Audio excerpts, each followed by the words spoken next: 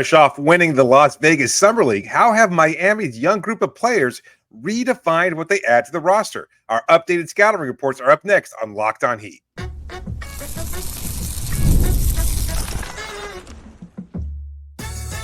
You are Locked On Heat, your daily Miami Heat podcast, part of the Locked On Podcast Network, your team every day.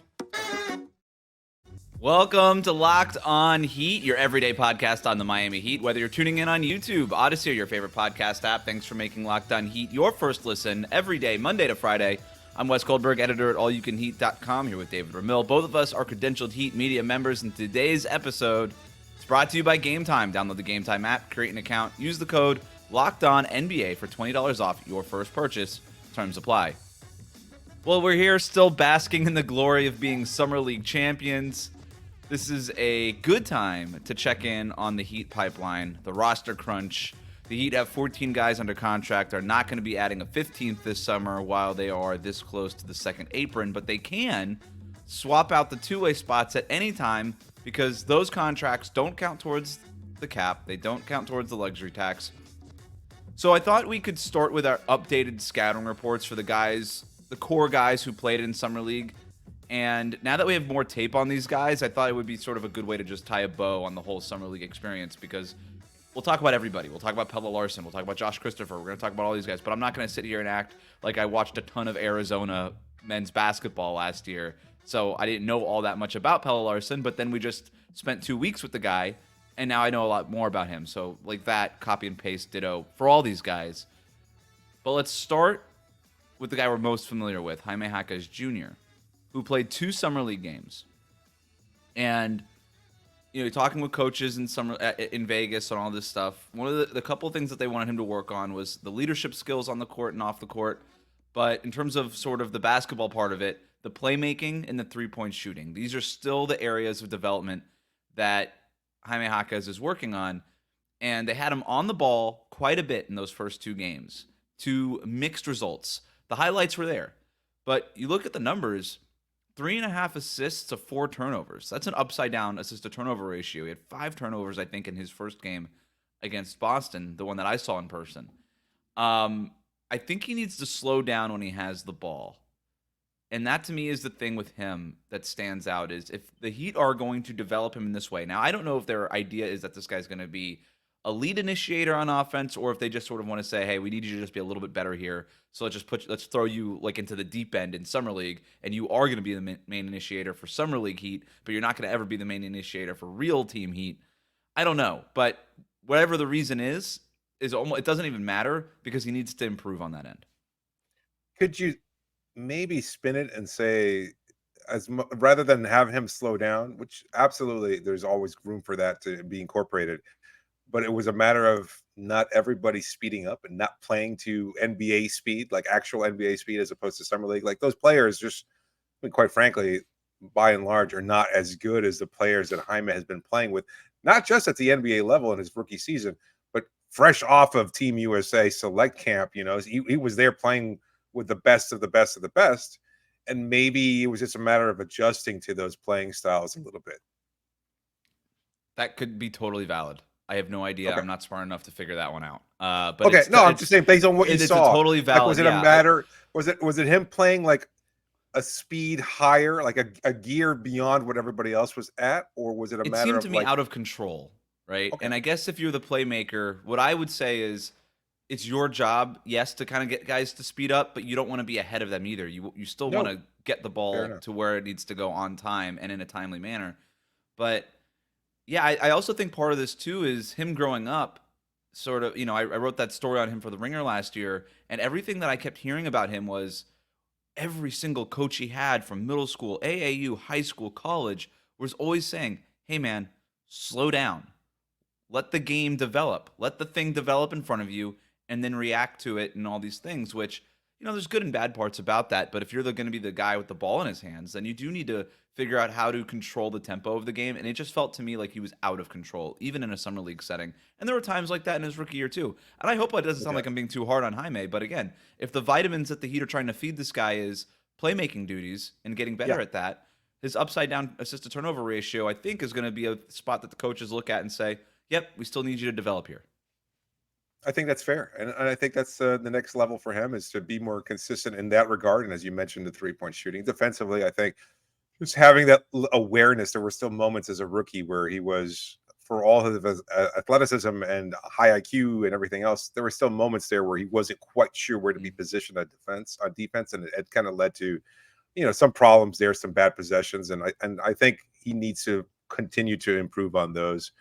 Again, it's summer league, so I don't know how much we can take from his 2 games and say that he's either improved or just basically has been the same player, and he'll continue to be the same player moving forward. I think, there was a clip, I think you retweeted it actually, and I was actually impressed by in a recent interview where he was saying he was looking at LeBron James and the way he prepares and everything else like that, and just to hear him say it, and maybe it's just lip service, but the way he spoke about LeBron and his preparation for every practice, and that he wanted to incorporate that into his routine and emulate that moving forward, I think it speaks really highly of Jaime and bodes well for him moving forward. So I'm I'm so glad you brought that up because that Team USA experience is, it's an whether eye it's lip opener. service or not, it's on Jaime to actually execute what he just said. But it certainly he noticed it, and you hear that about Steph, Kevin Durant, and LeBron around the league from every player who's ever spent any practice with those guys. Is they just practice at such a different level than everybody else I've ever been around.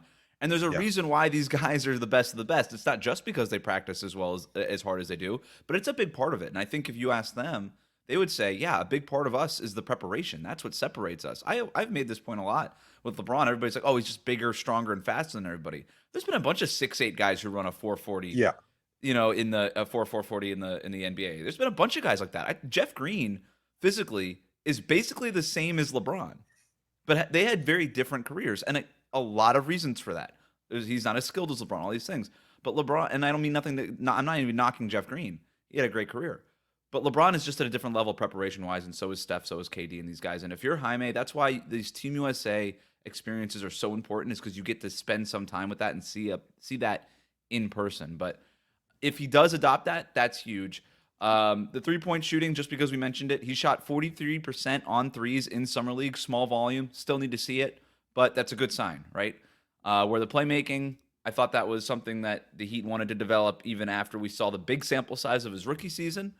I was not blown away by anything in Summer League from him from a playmaking point, but encouraging from the 3-point shooting perspective. And I think that's probably the more translatable skill going into his second year than the playmaking, considering what his role on the team is going to be. So, all in all, a good 2 games, and he was second team all Summer League for whatever that's worth. All right. Kel'el Ware, we talked about him yesterday, but the rim rolling, night and day from the California Classic in San Francisco to what it was at the end. I wrote about this at All You Can Heat and even included some video in the breakdown there. And they actually, I found this, they ran the same play a couple of times in Summer League. It's a basic screen and roll, side screen and roll play, but you have one other player, usually a shooter, kind of curling around that initial screen, and it's sort of like a decoy thing. Well, they ran it in Ware's very first Summer League game, and it just felt like Kel'el had no idea where to go, what speed to dive to the basket with, who to screen even. He looked lost, which is... It makes sense, right? Like the guy had not played real basketball in months because of the draft and all this stuff, and it was a new offense to him. But still, to see that to what I saw in the championship game where they ran the same exact play, and he just dives so fast, so strongly to the basket, kind of does this Dwight Freeney like a swim move around his defender to get to the basket instead of just sort of putting his button into him and just turning around 10 feet away and trying to turn it into a lame post up, gets all the way to the basket, and he gets the putback on the shot. And I thought, I just think that he's playing with so much more strength and so much more physicality, where if we're doing the updated scouting report on Kel'el Ware, the big knock on him pre-draft and the knock that I had on him was he was too much of a finesse player. And the coaching staff in Miami has done a really good job of basically ironing that out of his game. He's not doing the bad LaMarcus Aldridge impression every single possession anymore. He is doing the Derek Lively impression. It's just, hey, set that strong high screen, get to the basket. All that other stuff that we know you can do, the reason why we took you 15th in the draft, we're going to layer that on, but we got to create a foundation first. And that's what the coaching staff has communicated to him. And all the credit in the world to Kel'el Ware. He listened to it, he embraced it, and he did it. And he was first team all Summer League. He was a big reason why the Heat are hanging up that Summer League championship banner. The banner. I'm not sure if they're going to hang up a banner. We This keep, banner. you I still know. have the banner. All right, you have the banner. The banner's in My your banner. heart, Wes. The banner, they hang up banners in my heart. That's right. I think it's just he's been impressive, and he's found a way to minimize those mistakes and to be much more effective in general, not just offensively but defensively as well. Showing on high screens, making effort plays on defense, trying to cover a lot of ground.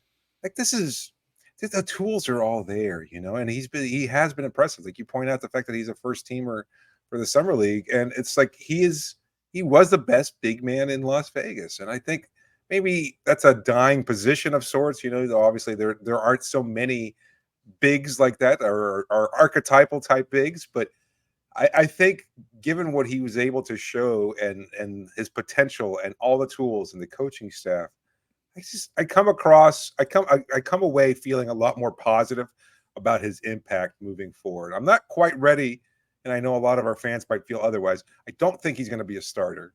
I just don't think he's quite ready.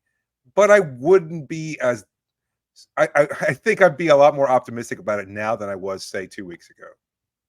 I think I feel the same way as you. I would be surprised if he was starting because he's a rookie and there's other guys who are just better on the roster right now than he is. But if Eric Spoelstra did say, screw it, let's just start him. Can he get the Myers Leonard? Upset, Can he get the Leonard rotation 10 minutes in the first, 10 minutes in the third, and that's like an opportunity for him? Like I know that's kind of a minimal role. You could do but at least it's just that's what they had him doing last year, right? Maybe if they think Nikola fair. Jovic is ready for more consistent, real minutes, closing game minutes, maybe that's something that they kind of shoehorn Ware into the beginning of the game, and then they have Jovic at the end of the game. I don't know. I'm not sure either of them factor into the closing lineup, but I guess it would depend on the matchup. The Heat did start Kevin Love and Bam Adebayo last year to open the season, and they got off of that really quick. I think that only lasted 1 or 2 games. But this whole idea that Eric Spoelstra always wants to go small, it kind of feels like he's been trying his hardest to go big, and the lineups just haven't worked. Yeah. Right? And you and I know this because we report on the team, but like they were trying Omer Yurtseven and Bam 2 years ago in training camp before Yurt ended up with the ankle injury or the foot injury or whatever it was. This is something that Eric Spoelstra has been actively trying to do, and it just hasn't worked. And and for that reason, it would not surprise me, really. I mean, it would surprise me a little bit because, again, Ware is a rookie. But the fact that Eric Spoelstra wants to play bigger with Bam and another big isn't surprising. Whether it's to start the games, close the games, in the middle of the games, 10 minutes a game, 30 minutes a game is almost immaterial, but he's going to try to do it. I don't know where that reputation has come from, the idea that he just loves small ball and refuses to go big. It's like, what's a quality center that he's had on the roster? I mean, and he had Besides one in Bam. Hassan Whiteside. Yeah. I mean, as Bam, obviously, but even Bam is smallish for the position. Like Whiteside, when he was there or he's playing well, it's like, yeah, of course he'll start. Why not? I mean, that makes a lot of sense. So it's just interesting that he's developed his reputation somewhat, I think, unfairly. But I don't know. I think he's open to everything at this point. Like you have to kind of just see how it's going to play out. And again, I've said it before. I think the next couple of months are going to be crucial for Kel'el and what he's able to develop and how he continues to grow, the work he puts in. I'm sure he'll take some time off in between now and when he has to report back to Miami and start just working out under the coach's supervision. But I think it's a great opportunity for him to continue to bulk up and develop some of those skills and focus on the positives and kind of start slowly removing away those negative aspects of his game.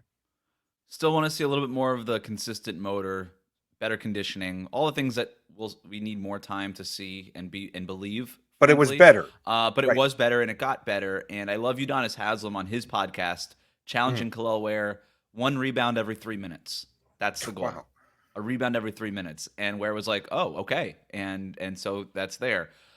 He averaged 18 points, 8 rebounds, and 1.5 blocks in 26 minutes. I actually was a little surprised that it was only 1.5 blocks that he was averaging, but he started off Summer League with, I think, 5 or 6 blocks, And then it kind of went down from there. But I will say this, I'm okay with it. He got better at not jumping. And I thought that was something I was calling out. Like, the guy just jumped for everything. Every time a guy was even sniffed the restricted area, he was in the air. And I said after the first game, he is going to get pump faked into foul trouble day one in the NBA. But he worked on. I don't think they were going at him as much either. I don't think they were attacking him as much either. I think there was an evolution. Like, everyone was like, "No, what? Yeah. I'm just gonna get my shot swatted away if I wound up attacking him." So I think they were trying to specifically, yeah, exactly. Which of the Heat's current two-way players is a lock to keep his spot? Who is on the bubble? We'll talk about that next year on Locked On Heat. Today's episode is brought to you by Game Time. Kel'el last-minute deals, all-in prices, views from your seat feature, and their lowest price guarantee. All that and more. That's what makes Game Time the best place to buy tickets, and it takes all the guesswork out of getting tickets for Major League Baseball, WNBA, concerts, comedy shows, theater, whatever you're looking for, you'll find it. That's the great thing, is that you'll find tickets for any event you could possibly think of, and it gives you the best price available. You don't have to worry about whether or not somebody's going to come in with a lower price or anything like that. Game Time has different prices available depending on where you want to sit. It's such a great feature. To me, I love the fact that they've got this all-in pricing, so you don't have to worry about hidden fees coming back later on, and all of a sudden you go from an affordable price to maybe a price that you're not willing to pay. You know exactly what you're getting right away.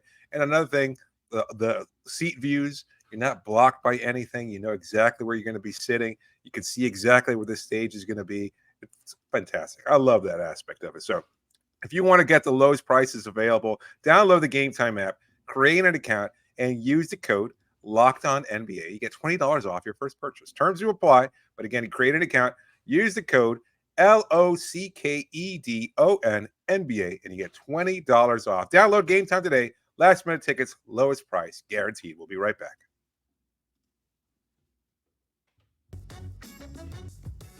Thanks for making Locked On Heat your first listen every day. Miami Heat talk every day, 5 days a week, even during the offseason. If you're new to us on YouTube, hit that subscribe button. You can also follow us on your favorite podcast app.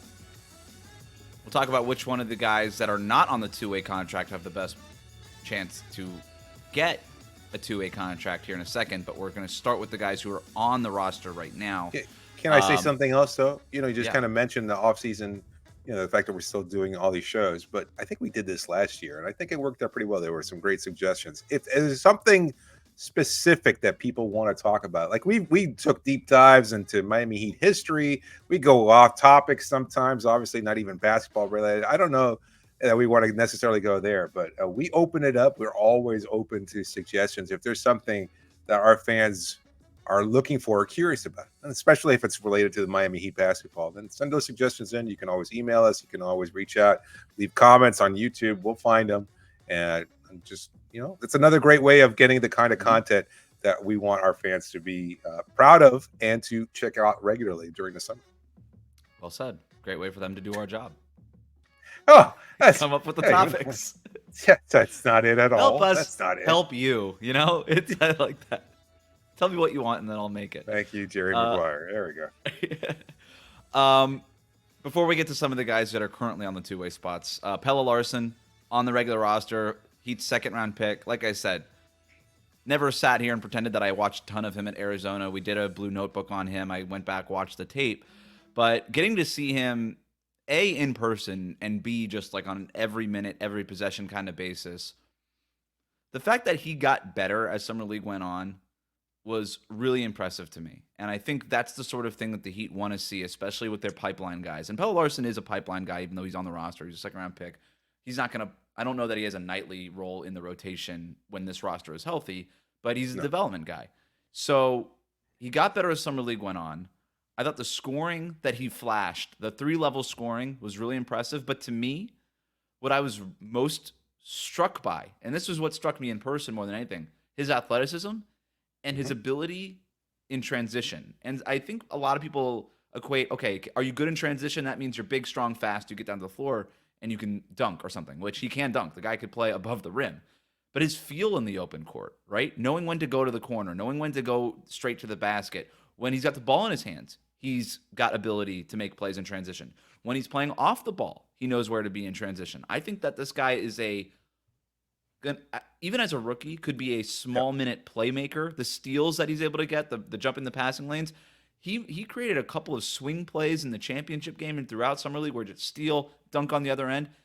This guy is a small minute playmaker. I think his like PER for just making stuff happen might end up being really high. You know what I mean? Because he's not going to spend a ton of time on the floor, but when he is, you kind of feel him.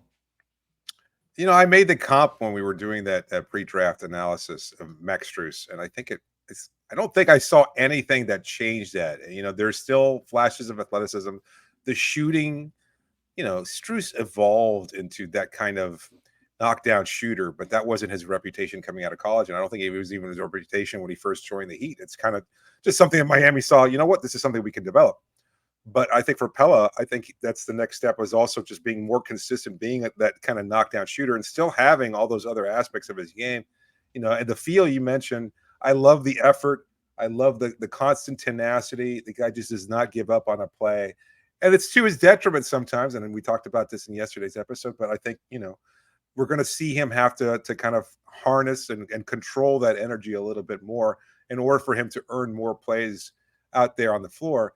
But I think when he's out there, he's going to try to make an impact, and I think we're going to see that early on that he's going to be a positive, impactful player, and he's going to continue to grow and continue to develop. So I don't know that my scouting report has necessarily changed, although the fact that he did make those tweaks to be a little bit less foul prone over the course of Summer League, I think that's a positive. Other than that, I think I had seen some of those things, the same flashes of athleticism, the effort, and everything else like that in our scouting report, and I really enjoyed it. Seeing him play to that level, and Summer League, it was basically confirmation of what I had already seen from him. So I think he's going to be a good player moving forward.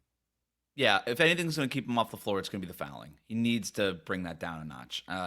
It took him off the floor for the middle part of the championship game, right, where he was in 3 fouls in the first 4 minutes or whatever it was. Yep. As a shooter, he's not as efficient as you think he'd be. 47% overall at Summer League, 35% from three-point range. Assist to turnover ratio is not awesome. There's just a few wild plays with him where sometimes all that stuff that kind of leads to the great playmaking, that aggressiveness, can kind of get out of control sometimes and can lead to a bad play. And those are the things that NBA coaches will try to say, all right, well, be opportunistic about it. Be more efficient. These are the kinds of things we got to try to iron out of your game. But what's the key to him getting more playing time? It's not just improving on defense, because he's not going to turn into an elite lockdown defender. But right now, he just seems like a guy who can do a lot of things pretty good. I think don't know. Yeah, the 3-point shot, 35% is probably not going to be good enough, and the fouling. I mean, because even when he gets on the court, he might have to be taken off the court if he picks up 2 fouls in the first 5 minutes that he's out there. He's going to. Well, we saw that with Duncan, right? And Duncan, 43% shooter from 3, but at the same time, if you can't, defend out there and you're being constantly in foul trouble, it takes away from our ability to use you. So I think it feels again a similar path to Strus. Like if he wants to get out there, he's going to be a guy who can knock down 38 to 40 something percent consistently on a nightly basis. So that's the next step for him. Quickly, we'll do Keyshawn Johnson because it just feels like we've talked so much about him, and he did miss the last 3 games with the ankle sprain. But the thing that to me that jumped out for me, we knew the athleticism, we knew the end-to-end kind of speed that he had, the size, all that stuff didn't change. He got to the line 3.7 foul shots per game, which I liked. He uses that physicality, and he's not a finesse player. Even a little bit. I bet you when we had him on the show last week, if I would have called him a finesse player to his face, he would have come through the screen and grabbed me. Like I think that he is anti-finesse. That guy is a physical player. All of that strength, all of that size, all of that speed that he has, he uses every ounce of it, and he got fouled quite a bit, which I liked. So get more efficient as a 3-point shooter, as a foul line shooter. All these things we know that about Keyshawn Johnson, but I just kind of just looking at the stats when Summer League was over, that stat jumped out to me. Anything on Keyshawn before we keep moving? I want to get through a couple of these. Mostly on the kind of intellectual side a little bit, just the idea, what he told us and what he said in other interviews, like just the constant, like there's almost like a need, a hunger to be out there and just be as energetic and just constantly going and just attacking all the time. it's just this great high energy, and it comes out as like almost like I think an on the court leader, because he's just diving around, doing everything he can, making plays, making things happen. And I think other guys kind of he set a tone early on. Like I know Pelle's like that to some extent. Keshad's like that. I think you had a lot of guys out there that had just like this energy level, and they're just like, you know what? Who cares that it's just summer league? We're gonna make it something special. We're gonna go out there and prove that we're still about Miami Heat winning basketball. And it just kind of you could see that on when you watch these games. So I love that about him, that kind of high energy, high motor. And I'm looking forward to seeing what he can do in his credit to Dan Bisacchio for also instilling that on the group. Good right point. He let these guys be them. Good point. He let Keshad and Pelle Larsson's personalities shine despite the fact that they're unproven. And I thought that was a really good call by him. And you're absolutely right, they set the tone. Like all that, these guys have spent zero time around the real Miami Heat, right? Other than Jaime, they've spent zero time around the real Miami Heat, and yet here they are doing all those like Miami Heat basketball things. That was pretty impressive, I thought, and it was a credit to Bisacchio as well. Speaking of the pipeline, he might be the next head coach within the Miami Heat ranks. Like we're talking about the Eric Spoelstra coaching tree, he might be the next guy to get a coaching opportunity, even before Chris Quinn, who just seems to be an unfortunate bridesmaid. Yeah. Chris Quinn, the bridesmaid. It's tough, man. It's tough. All right, we got a couple more of these two-way guys to talk about. We're going to talk about the Summer League Championship game MVP and whether or not winning that guarantees Josh Christopher a two-way spot. We'll talk about that next year on Locked On Heat.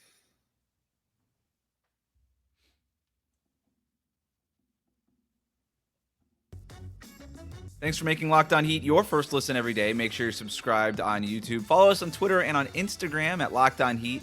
Let us know who you think should be getting these two-way spots. Who impressed you the most? Is there a player in Summer League who maybe you didn't know about or whose opinion on has changed for you? Let us know over there. Also follow us on your favorite podcast app.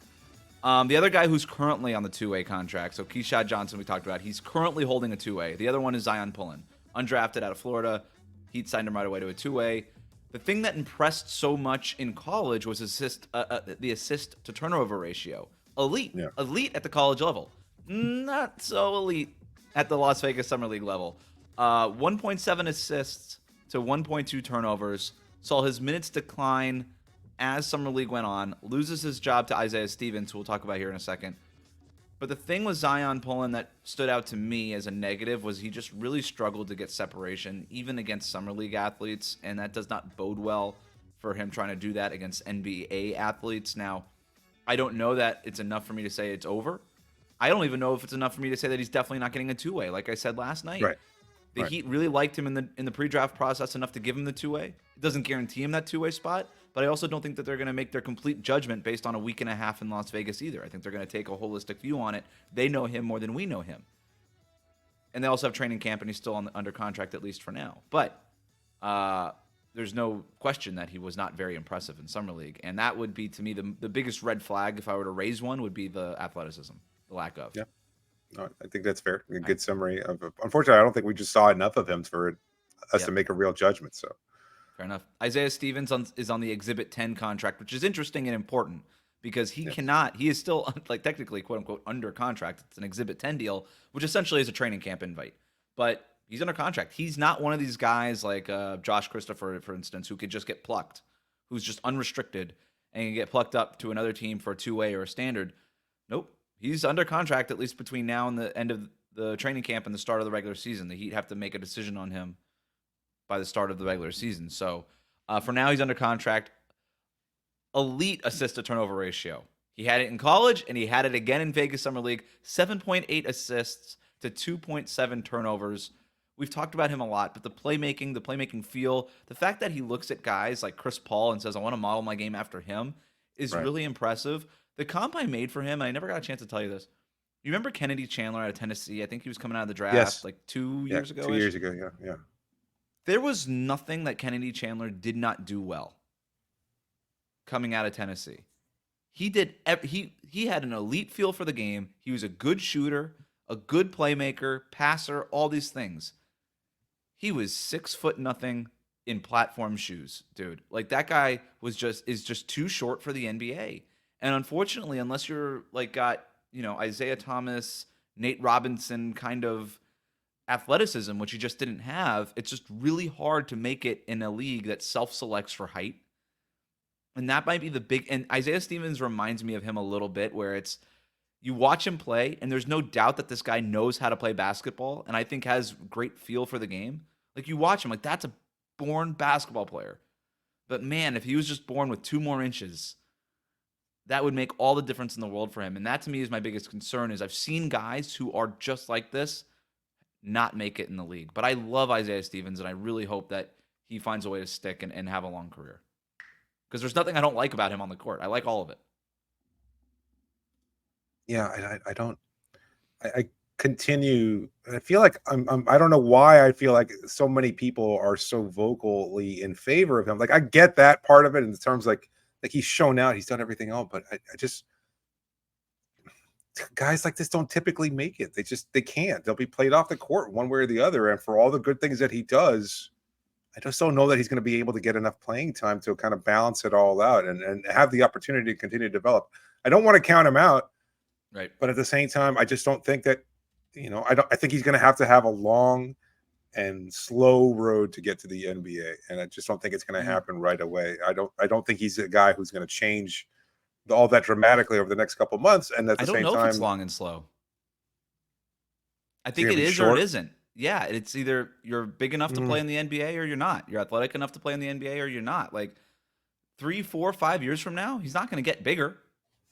He's not going to get taller, But he has to become a knockdown shooter, though.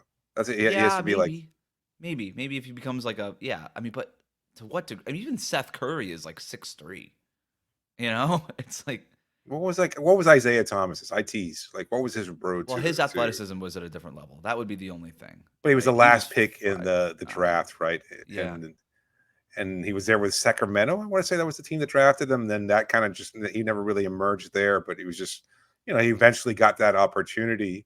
And he was in Phoenix, where then he was playing alongside Goran Dragic in that 3-guard lineup with Eric Bledsoe too. He ended up just being this crazy finisher. That was the biggest difference for him. He ended up finding this craftiness and such, but as soon as he lost even a degree of athleticism, remember the hip injury, he was out of the league. He went from top 5 MVP candidate to literally out of the league. Like, the degree, the margin for error for guys at this size is very small, so thin. Yeah, it's just, we are hoping the best for Isaiah Stevens. I love watching him play basketball, but it's just really hard to, if you were going to bet money on does this guy have a long NBA career or not, it's really hard to put money on a guy who's 6 feet tall. It's just, who's his size. Anyway, really liked what I saw from him. Josh Christopher, let's talk about him. We knew the guy was a gunner, right? We knew that already. Since we talked about him last night, more comps have come out. We got a Dion Waiters one on the show yesterday, which I loved. J.R. Smith, which I thought was really good. Nick Young, which I thought was a really good one too. The J.R. Smith one might be the one, though, because you remember like New York Knicks J.R. Smith, the athlete that guy was, the dunks that guy could put down. Yeah. That's very Josh Christopher level. But J.R. Smith, the pre-draft comp was Jordan Clarkson, by the way. That was the most consistent one from a lot of different sources. That's fair. I did think that he was better in one-on-one defense than I probably gave him credit for last night. He had 3 steals and 2 blocks in that championship game. He makes the swing plays. I thought that his one-on-one defense was good. 6'5" with a 6'9" wingspan was a reason why he was drafted in the first round. Also, with this athleticism, was the idea that he could be good. He had at least the tools to be good defensively. He never really showed it in college. Didn't show it his first 2 years in the NBA. But you listen to his interviews, you talk to him in Vegas, and he's been humbled. He's trying to dial it in. The coaching staff has been working with him for months on trying to figure it out defensively. J.R. Smith did figure it out defensively pretty much much later in his career than where Josh Christopher is now at 22 years old. But eventually it clicked for him. And that would be sort of the best arc for Christopher is, dude, we know you can make shots. We know you can make crazy shots. But if you could be a little bit more efficient and get better on defense. And when I always talk about him, I talk about scaling his role down from, who cares? I'm gunning. I got the ball in my hands. I'm the star of Summer League to you're not the star of anything now in the NBA, right? You're on a team with Jimmy Butler, Bam, Tyler Hero, Duncan Robinson, Terry Rozier. You don't get to shoot your way out of slumps anymore. He needs to scale down to a 3-and-D type of role where he's consistently making three-pointers and he's defending at a high level. I think he can do it, but that's the biggest question for the Heat front office is in training camp, do they see it? And that's going to be his path to the two-way, not the fact that he just scored 20 points. It helps, right? It helps. He did the thing that he had to do. He helped them win a championship. All that stuff helps, but it's not going to ultimately be the thing that gets him the two-way. Yeah, I just you have to wonder where the Heat's front office views him right now, like in terms of either their faith in guys that they've had in the system already. And I know we mentioned this yesterday, but Alondas Williams and Cole Swider, guys that they have seen the work they've put in and everything else like that, or whether or not you take a chance on a guy like Josh, who again they've seen he was with the Sioux Falls Skyforce last year, and they like his potential. He was, obviously a great summer league. But do they see him as a guy who has a clearly defined role at the NBA level? Because I don't know, again, he can't just be that gunner. He can't just be that scorer. It's great to have a guy like that available, but, can he earn spots? Can he earn spot minutes by doing other things as a playmaker, as a defender? And I just don't know that he's quite there yet. I don't know. Do you think he has a higher ceiling than? I mean, Keyshawn Johnson to me is as close to a lock as there is, so don't compare him to Keyshawn. But of all the other guys that we're talking about, in terms of the two ways, not Pelle Larsson's on the roster. I think Alonda's had a couple minutes here and there where, like a couple possessions where he really had some nice defensive plays, good hands, good reaction time, and they both have that kind of same athleticism, similar in body type and everything else like that. So I think you can make a case for either one of those guys. I don't know, man. It's tough. Like your heart kind of wants to say, based on what we saw in summer league, he should get that two-way, but you cannot discount the fact that the other guys, like Cole and Alondas, have been part of the system for a little bit longer and did have that two-way. I think that the fact that, what was it, they rescinded those two ways to Cole and Alondas kind of just was a signal, maybe, that it was just a matter of like, it is an open, for anybody to be able to earn these, and maybe that was just a sign to all of them that nothing is guaranteed, and I think for everybody saying Drew Smith shouldn't get the contract, again, we've said it before, I don't think that's likely that he will. So we're probably talking about 3 other two-way contracts, Kashad maybe keeping his, and then that makes basically 2 other two-way contracts available. And there's a lot of good players to choose from, and a lot of different reasons for keeping them.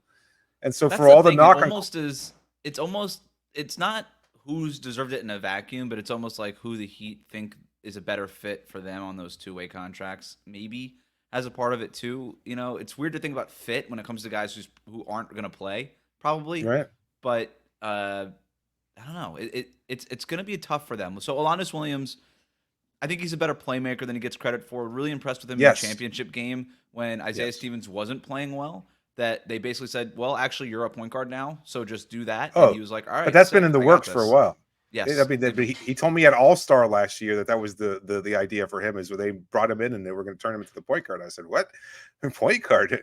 And that's what they were playing him at Sioux Falls. So, I mean, it's been something that they've been slowly and kind of teaching him. And it's great to see that he's gotten to that point. The playmaking was always there, like even at the collegiate level. I checked his collegiate scouting reports, and everybody loved his passing and everything else. And he just kind of became like a guy who was associated with having to put up big points and have athletic, offensive breakouts and stuff like that. But I think the passing's always been there, and now it's just a matter of, everybody's saying when you're making the case for Isaiah Stevens, you need a traditional point guard and everything else like that. But I mean, what if the idea is you can keep Alondas, who is a good enough playmaker? He's not as great a playmaker, I guess, in a vacuum as Stevens, but he also has all these other aspects and size and everything else that the Heat might be looking for as a secondary scorer type guy, and I think I'm with you on that. I don't. Well, he is a better defender. He's just bigger, right? And so he's going to be a better defender. And I'm with you.